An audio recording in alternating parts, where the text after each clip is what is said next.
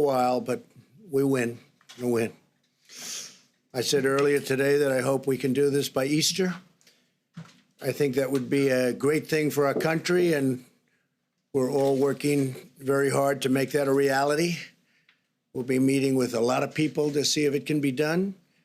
Easter is a very special day for many reasons. For me, for a lot of our friends, that's a very special day. And what a great timeline this would be. Easter as our timeline, what a great timeline that would be. My first priority is always the health and safety of the American people. I want everyone to understand that we are continuing to evaluate the data. We're working with the task force and making decisions based on what is best for the interest of our fantastic country. In order to defeat the virus, we must continue to be very strong. Your resilience and spirit has been inspiring to everyone. Right now, this virus is attacking 149 countries, but everybody looks to us and they're watching us. And I'm very proud to be your president. I can tell you that. There's tremendous hope as we look forward and we begin to see the light at the end of the tunnel. Stay focused and stay strong, and my administration and myself will deliver for you as we have in the past. Let me provide you an update on critical preparations and supplies in our war on the virus. Through FEMA, the federal government is distributing more than 8 million N95 respirators, 14 million surgical masks, and many, many millions more under order, and they'll be arriving soon. 2.4 million face shields, 1.9 million surgical gowns, 13.5 million gloves, and more than 4,000 ventilators to the areas of greatest need have already been sent, and we have 4,000 being delivered to New York. The federal government is using every resource at its disposal to acquire and distribute critical medical supplies. The core element of this strategy is my executive order authorizing the use of the Defense Production Act, which has, as you know, already been activated actually a long time ago, quite a long time ago. Private companies are heeding our call to produce medical equipment and supplies because they know that we will not hesitate to invoke the DPA in order to get them to do what they have to do. It's called leverage. You don't have to use it from the standpoint of actually it's been activated, but you don't have to use it. But the threat of it being there is great leverage, and companies are doing as we ask, and companies are actually even better than that. They're coming through and they're calling us, and it's been really something to see. This morning, Ford, 3M, General Electric Healthcare are making tremendous numbers. They've already started of respirators, ventilators, and face shields. They're working together. We didn't have to exercise or utilize the DPA in any way. The fact that we have it helps, but we didn't have to, and for the most part, we won't have to. We're receiving full cooperation from companies with the understanding that the federal government stands ready to compel cooperation if need be. We haven't found that to be the case. It's been really amazing to see these big, strong, powerful, in some cases very small companies, family-owned companies, step up and make a lot of great product for what we're going through and what we will continue to be going through for a while. The Army Corps of Engineers and the National Guard are building 4 hospital facilities in New York City at the Javits Center, which will be operational very soon. They've already started. In addition, they're building 4 separate medical facilities in different parts of the state. We're dealing with Governor Cuomo on that. So you're going to have 4 hospitals and 4 medical facilities at the highest level, too. Really incredible facilities. Temporary, but incredible. We're also deploying the U.S. Navy hospital ship, and that will be arriving in New York Harbor in the not-too-distant future. It's finishing its maintenance. They're doing a very big maintenance, and what we did is we condensed it very seriously. And as you know, the other hospital ship, and these are incredible ships. It's already on its way to Los Angeles. So we're in frequent contact with state and local officials and getting a lot of work done. We're likewise building hospitals in Los Angeles. We're working also the state of Washington. We're working with the governor of the state of New Jersey. We're building a medical facility, a hospital facility, and doing a lot of work. I want to thank the people from FEMA, the great people from FEMA, and also the Army Corps of Engineers. Secretary Mnuchin and the members of my administration continue to work closely with Congress. I'm pleased to report that we are working to pass the biggest and boldest financial relief package in American history. Senators will soon hopefully vote on a $2 trillion bill that will deliver direct cash payments to struggling Americans. No fault of their own. This came out of nowhere. Nobody can imagine this even happened, but it's not their fault. We want to protect, and we will, all of the things that a person needs protected and a family needs protected. We're working on job retention loans for small businesses and extended unemployment insurance for laid-off workers. The legislation will also include billions of dollars for additional resources for our, and really heroic, these are incredible doctors, nurses, brave, and hospitals, as well as support for hard-hit industries such as the airline industry and the cruise ship industry, which employ tremendous amounts of people and obviously serve very important functions beyond that, with very tough protections for the American taxpayer. The loans will be very secure and they will be very profitable, and at the same time, they'll bridge, they call them bridge loans in many cases. They'll be bridging these companies back into very good health. Some of them are very important companies that 4 weeks ago didn't have a problem. I'm also confident that the Democrats will do the right thing. I feel very confident. They're working very hard together right now, Republicans and Democrats, and they're getting very close to a very fair deal and a great deal for the people of our country. Today, as you probably saw, the Dow surged over 2,100 points. That's the all-time record history of the exchange.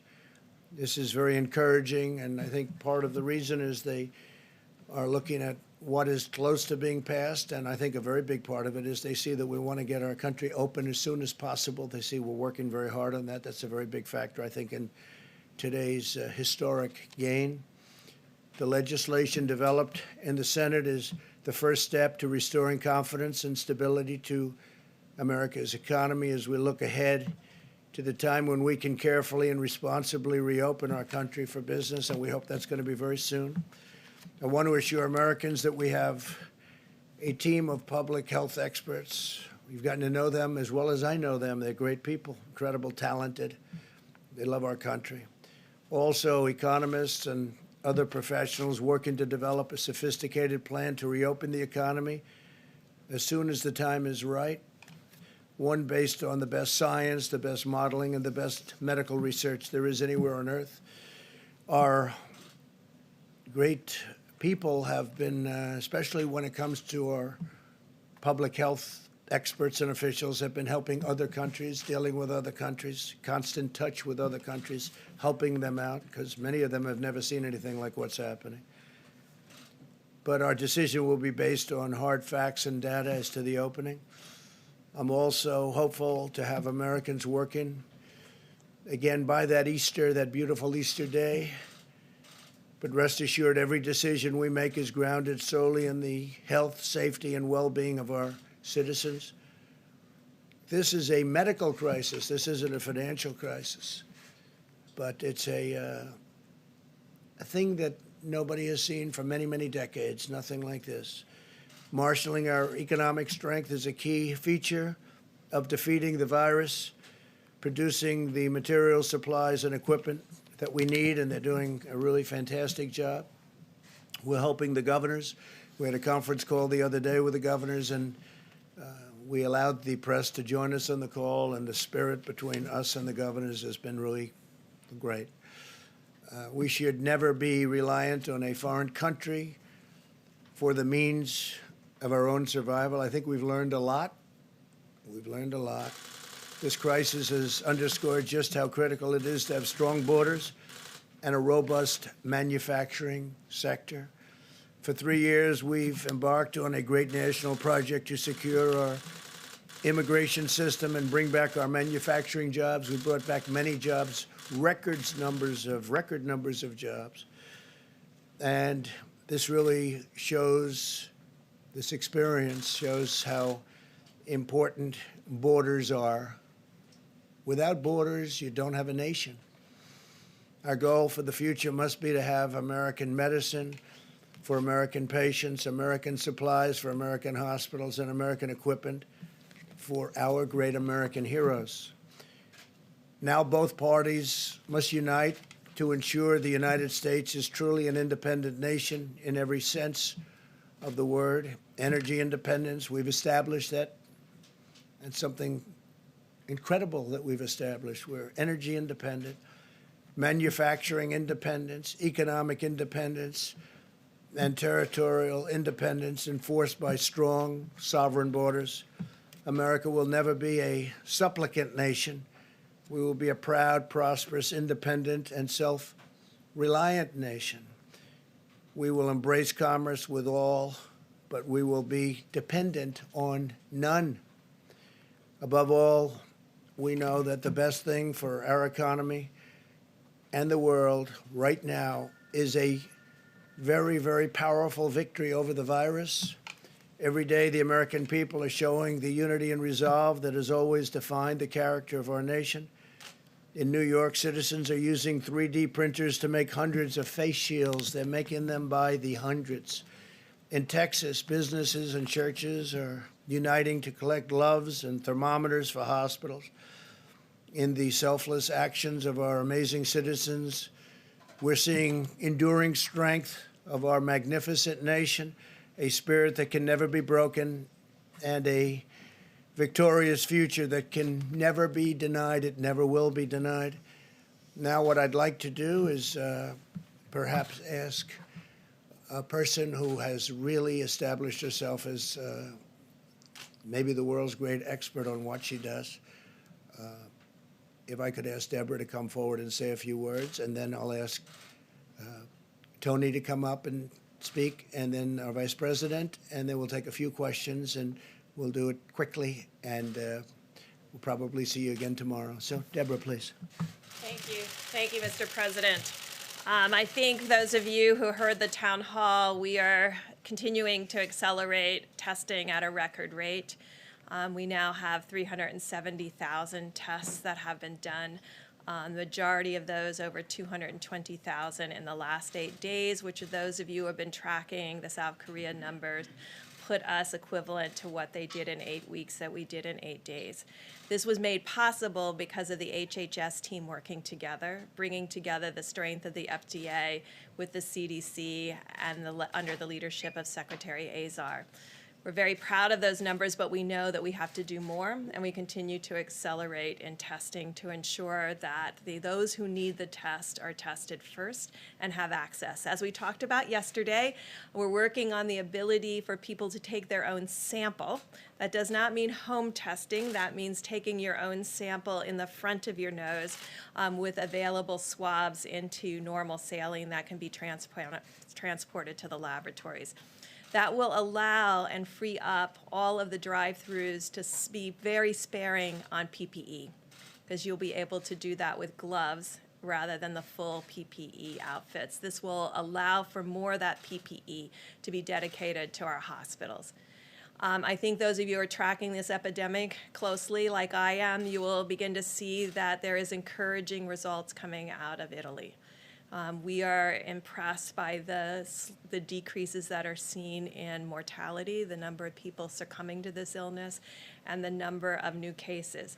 Our new cases will continue to surge because we're still working on our backlog, although we will be in touch with the laboratories after this press conference to really find out how many are still in backlog and how many were run in the last 24 hours.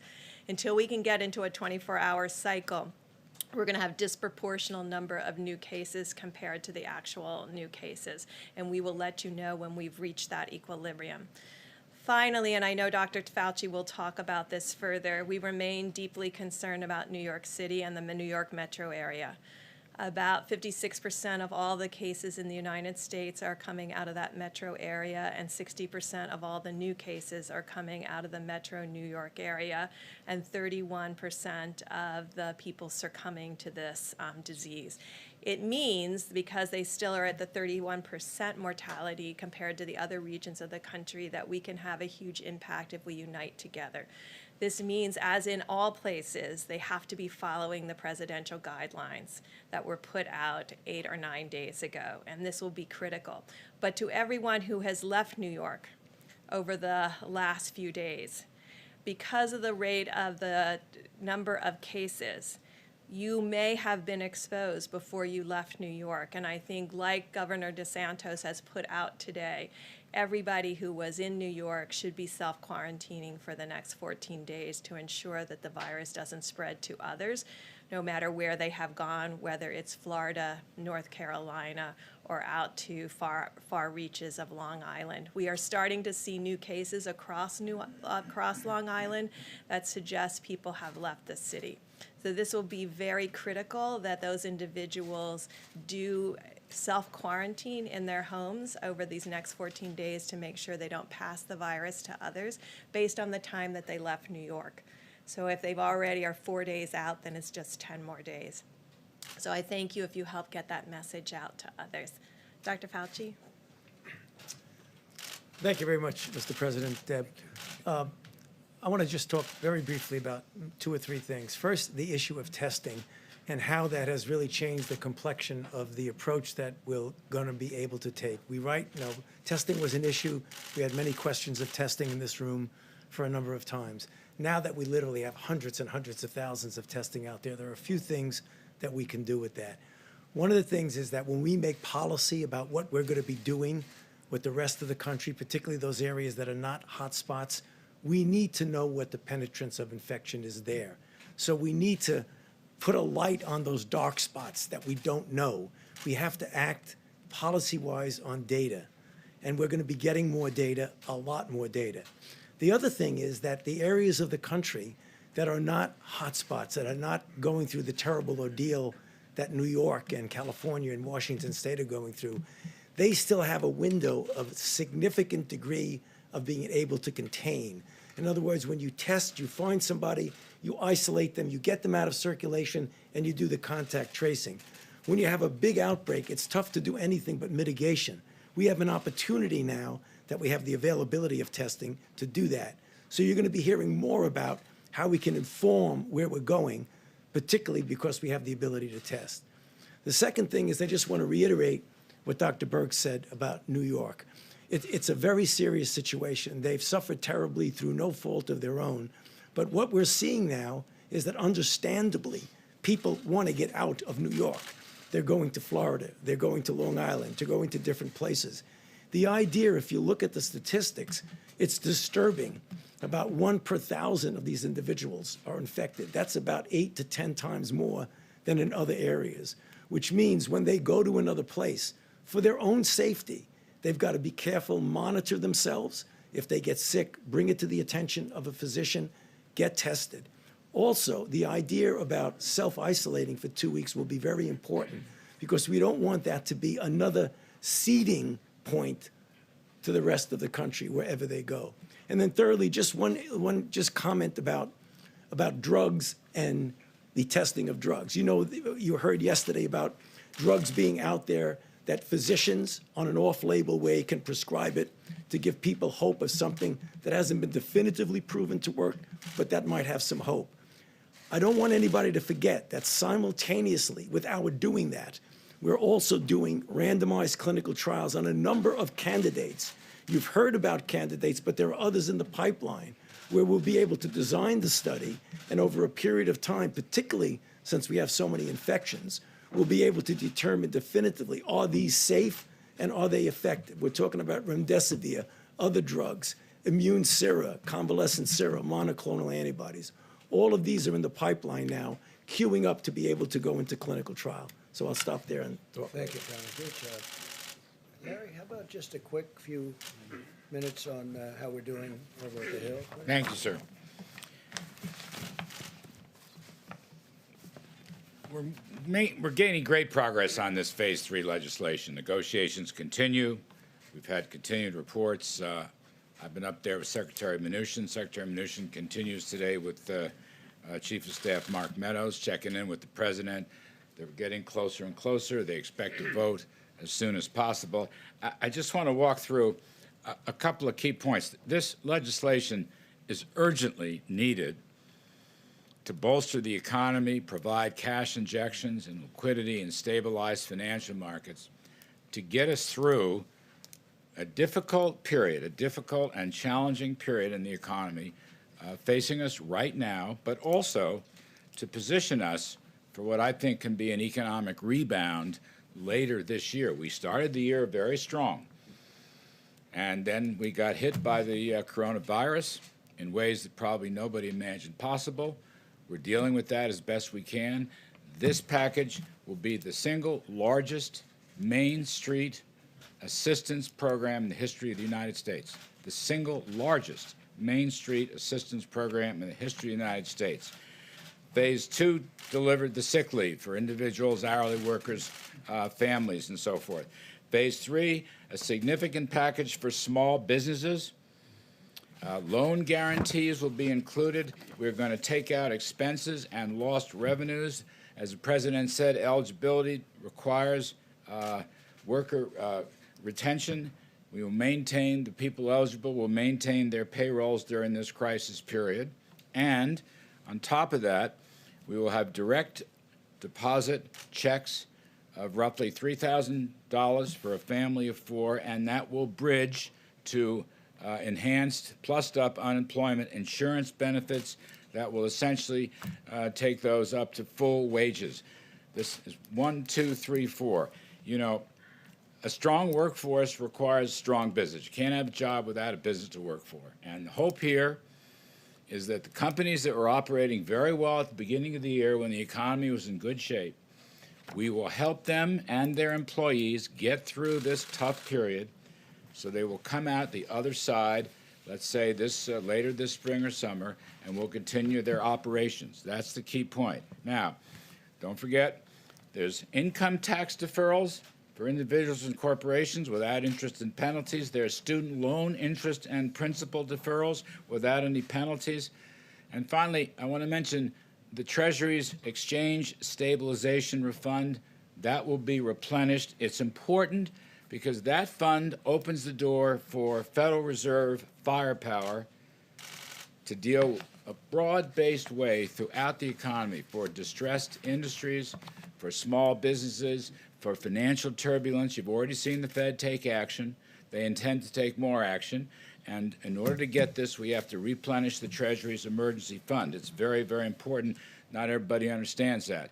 That fund, by the way, will be overseen by an oversight board and an inspector general. It will be completely transparent.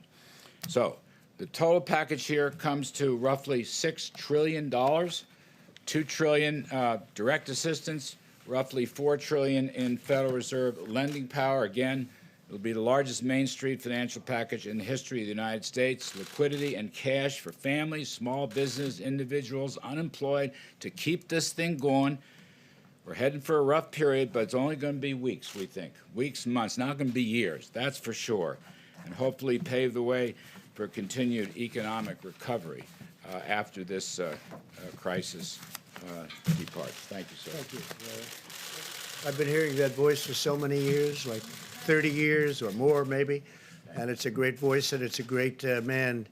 So Larry Kudlow, thank you very much. Thank I want to say that that package, and we went over parts of it, but pretty big parts, it really sets us up to, I think, even supersede where we were a month ago.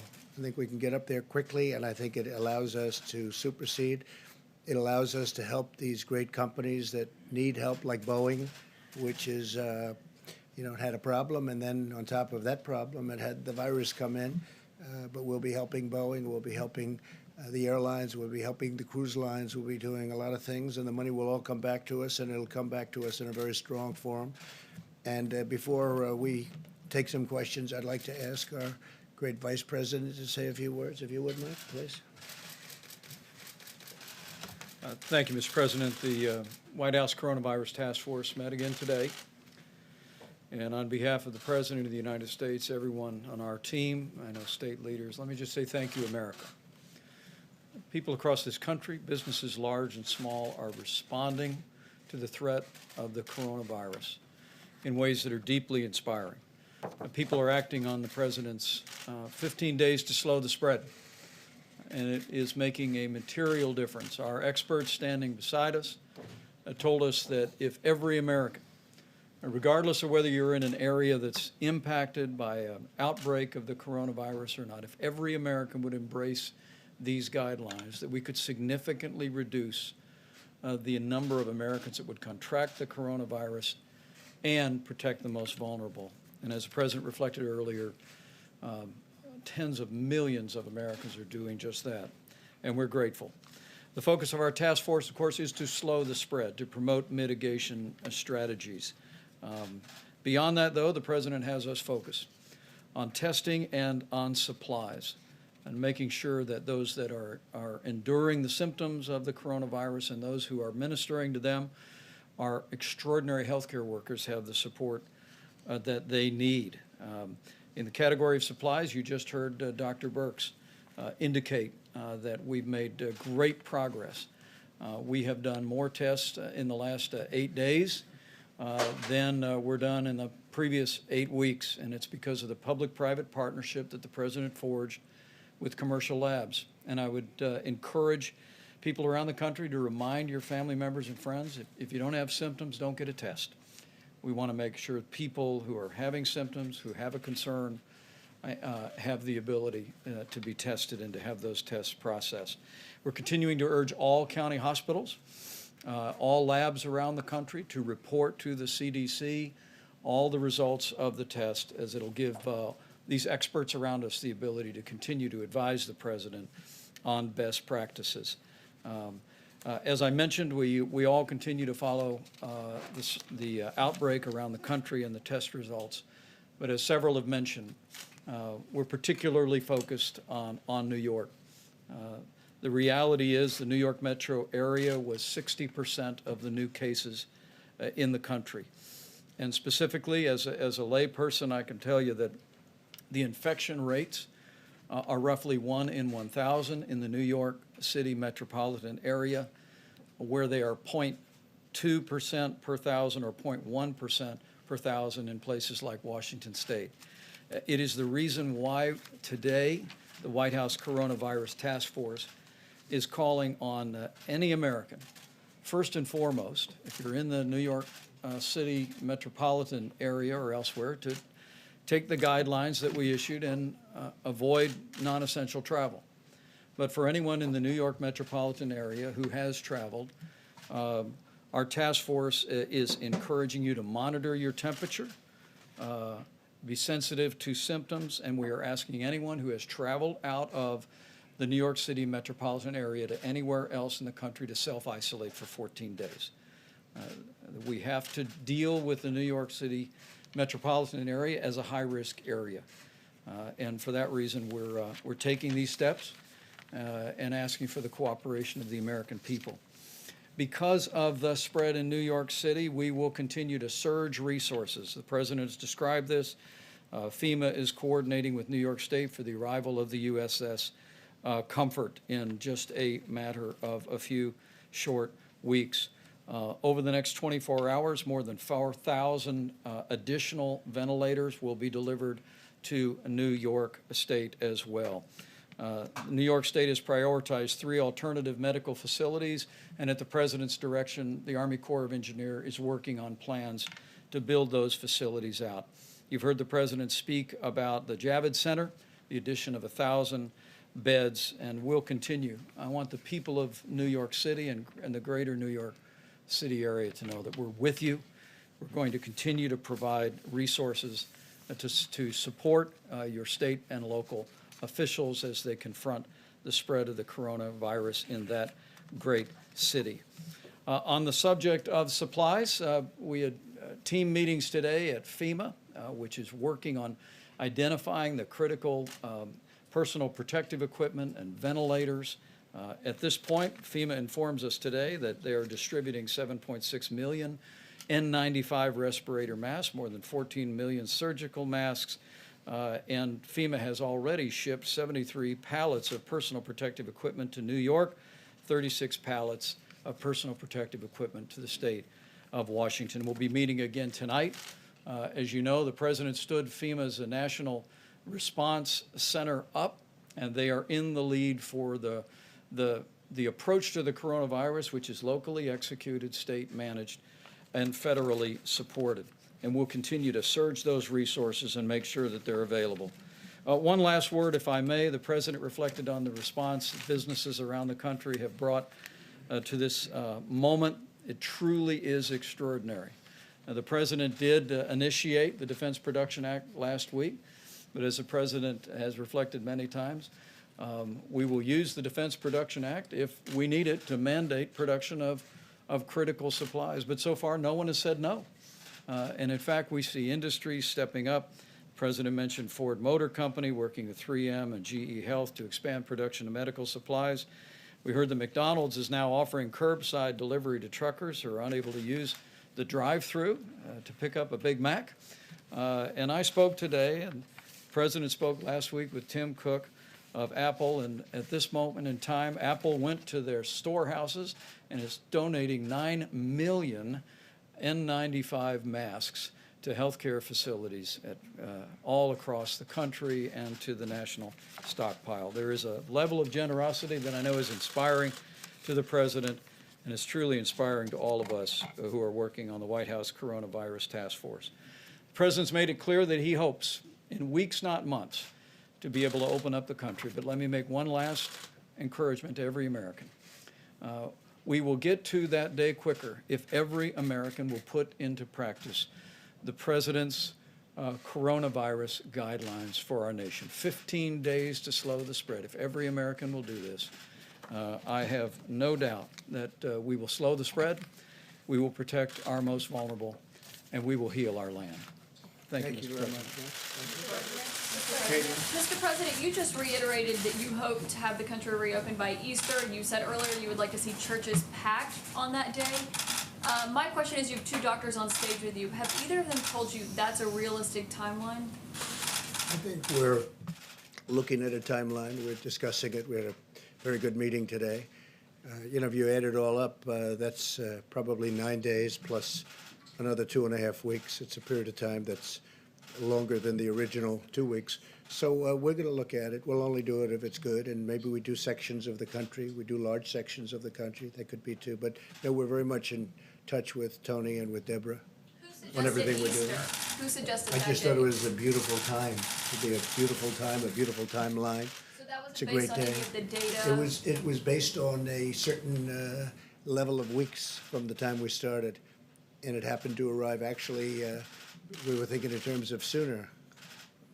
I'd love to see it come even sooner, but I just think it would be a beautiful timeline. John? Mr. President, if you look at what we've just seen in the last day or so, you've seen the number of known coronavirus cases in the country double in just 2 days. Another 95 people have died just in the last 24 hours.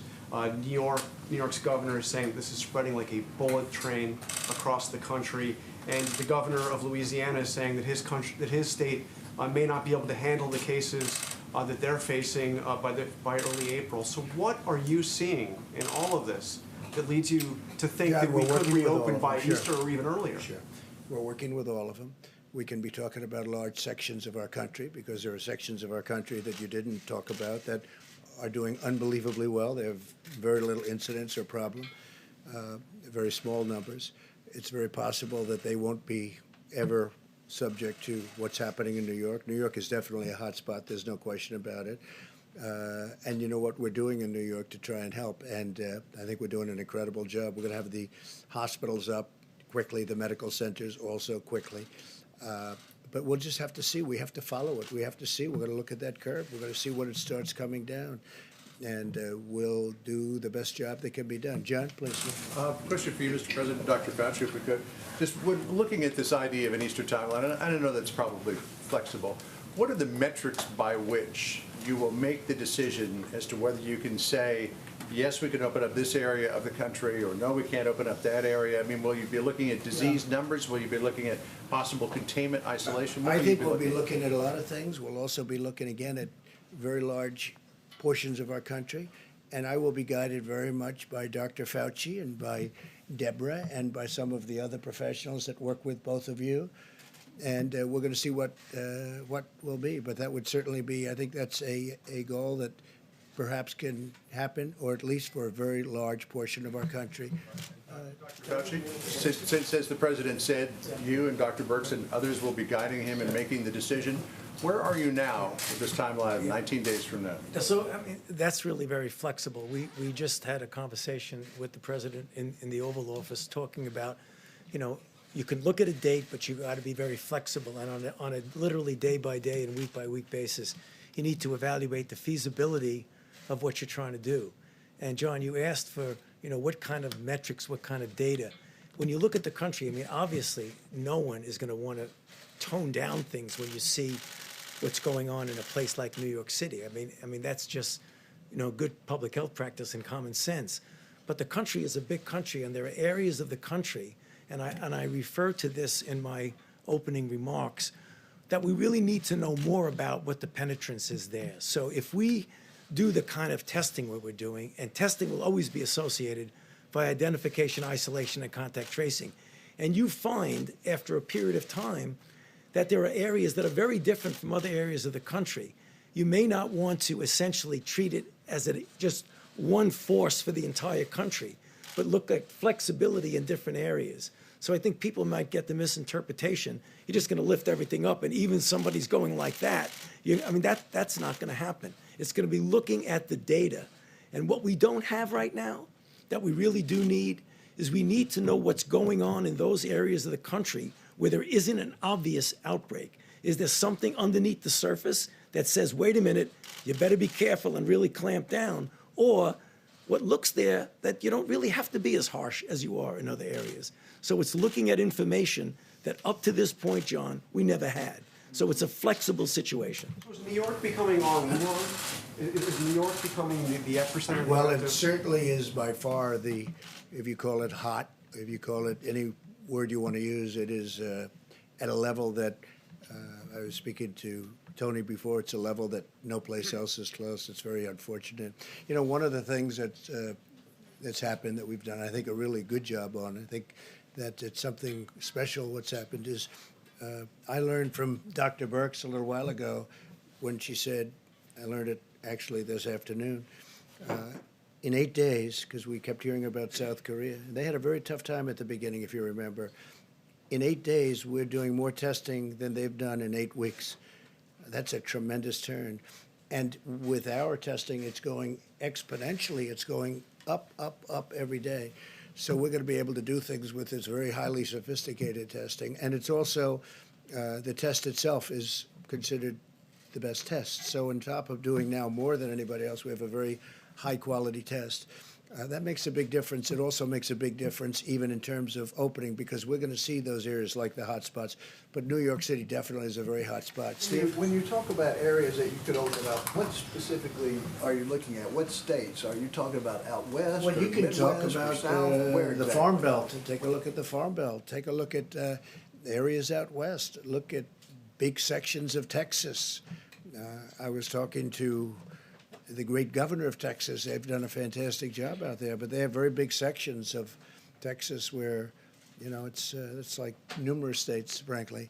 But we can have large sections of, if we want to do it that way, we can have large sections of the country open. I think it's very important that we start moving on that and start thinking about it, because our country wants to be open. Our people want it to be open, and they're raring to go. And I think it's one of the reasons that we're going to have a tremendous bounce back. I think it's going to go very quickly. Also, I want to thank, while I'm here, I want to thank Larry for the job he's done, Steve Mnuchin for the job he's done.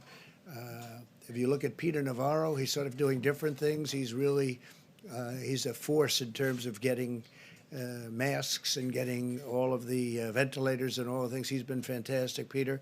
But I also want to thank Congress, because whether or not we're happy that they haven't quite gotten there yet. They have been working the long hours. I'm talking Republicans and Democrats, all of them.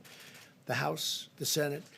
I want to thank Congress because they are really trying to get there, and I think they will.